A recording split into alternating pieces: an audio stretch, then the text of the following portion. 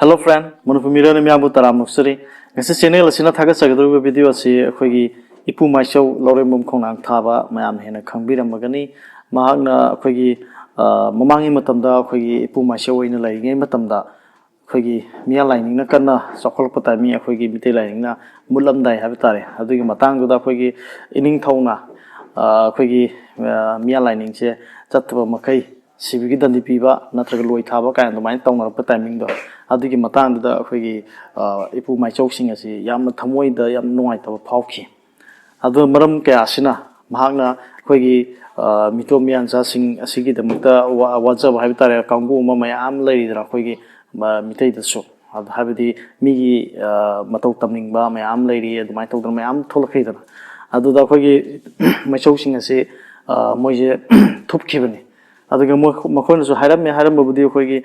charon soron ahum haiba suron ahum matunga khoi saphong kani kana dumain di Hairammi lai puya kya sum haina bani ado ahal sing aduna haiba tare ipu maichau sing aduna yamna thamoi di yam nongai ta phau khibido aduga mari lainana mahakna maming khara mi sigi khoigi mi mawong sing sigi maming khara sum thamameba ado mi sing do mana tholamba maming hab tare samna habda khoigi Meenunghut MEETHIPONG adagi Meetambal kaina khogi MEEREIHAT adagi Meenukhang kaina sigi mayam se khogi pumai chau lairombam khonang thabam thombiram bane masigi atrasing ase kai oidino haibadu mayam dai uchage tawjabani loina sigi video se meng tabri bisin naw singbu sin sina haninga ten thagar phongdusari amasung video se meng taminasi ipumai chau lairombam khonang thabana hamda mana thambiram mami sing se hang lokhosari se hamda MEETHIPONG haibani MEETHIPONG je khoi hoji MEETHIPONG haina khangnai Meethipong si kay haino habisi mat matang na hajarke migi mapot tamak thiraga akhang ahi saduna ponglakpa habidagi migi mapon se sigi matang da migi do thijalaga madude khara khangaga pongkhalakpa da isagi la kano sidi kem thoin khalaktabu adugum dugu Meethipong hojingna koine Meethibong hairaga khangne aduga ni subdain lakho saribje MEEREIHAT habini MEEREIHAT se kay hage habsi mayam jemina migi lejariba punumak Laihatpa, Natragan Naithatpa, Mafung Kanganda Habitare, Hogi Shagina, Migi, Mapota Mahatar, Lajeribu Maposequina, Naihat Panikang de Toga, Majimapam Marang Kangandos, Masibu MEEREIHAT Haidan Kangne, Aduga, Hum Sovereign Lokaje, Meenunghut Habine, Meenunghut again say, Migi Sokolon Amabu, Saba Partna, Naitat Laga, Magi Pampam Tambak, Kanab Honoriba, Migi Tamoinumbu, Hutna. Tinkang Yashil Liba Adugumba Mibu Meenunghut Haidan Kawi Hydra High High Singer say Yamna Atrayam Labini Yamna Marie Lanavani Hansing Aduna Tupam Daida Adumana Pongomba Yaktani Aduna Sikari Haino Zimiana Ajinijan Nagasudum Bam Swina Ganta Blakani Hydram and Hizeri Aduga Hayana Marishu the local Saribja MEENURA Heaven MEENURA Nura the way Haksang Topan Nura Dunico adu kamain haigi siengse migi masadu di oibadingam draba aduga migi masadu da pakluba nuragumda oirba adugum mi yabane adudo MEENURA haidana haibirame adugum matha aino ko service mitokmachak hai mitokmachak haibane mitokmachak haibse kai haiduni yengse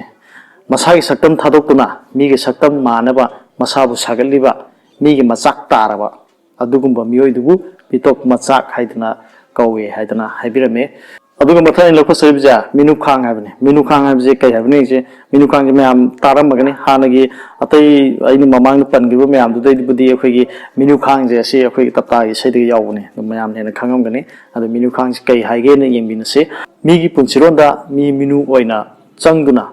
migi punsiron bu soinai handuna khangduna laibubu mi Meenukhang kawi haidana adumai phongdo perame aduga ro bidayam thamjaribse Meetambal habne Meetambal haise akhoi koina sum drama khogi puya mai thabagi dusu bu dormung khonang thabani yam toina panba dugumba amane Meetambal kaise Meetambal se kaino habse mayam jengmina se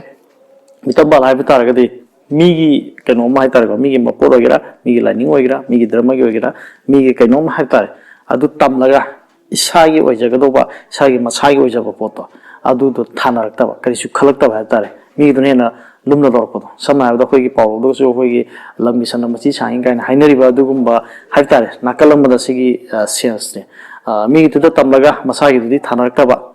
mi gi tan tamlaga pan babu Meetambal kawi haidana dumai thambirame adu ngasi ana thamjari sing ase pu maisau lorimam konang thabana thambiramane haidana lari khara da sum thengnaba aduna mayam sum mu haijabani aduga hairi sing ase khogi yamna mari leinaba aduga yamna sumaru oiba hade wahai ama khakta atha yam chenba adungai matamna khogi pu maisau sing aduna khogi ningthau ya thangi matungina मखोई फोगदा अखोई सिबिगी दंदी पिरकपा मखोई फोगदा कोनुम चंगंदबा HYBE तारे अखोगी lining गी मतंग लापा कांदा अदुगी मतंग याम चाकपा थमोइदे याम चाकपा फावगे HYBE तारे अदुगुम्बा HYBE तारे अदुगी मतुंगिना महांगना Y खरा से यामना पेंदना थमजरम HYBE तारे अदुंग इदुनी अदुंगा सेइनु मयामदा मु शेयर तौजबनी अदु हाइब सिंगसिदा आइना आठाहन बिसिदा खितंग आठाजी यौरमबे यौरमदबे अदुना मसिदा सुबराम यौबा लेरगदि मयामना बि ngakpigin haidana haijari loina ngasigi video se meng tabri besinau singbu channel sina thagat phongdoksari loina channel se hanadi se dum haijar galai channel se amku jona haijari anobo viewer yaubi targadi subscribe to biramu haidana haijari loina ngasigi video se matang swaida lusin jage thank you very much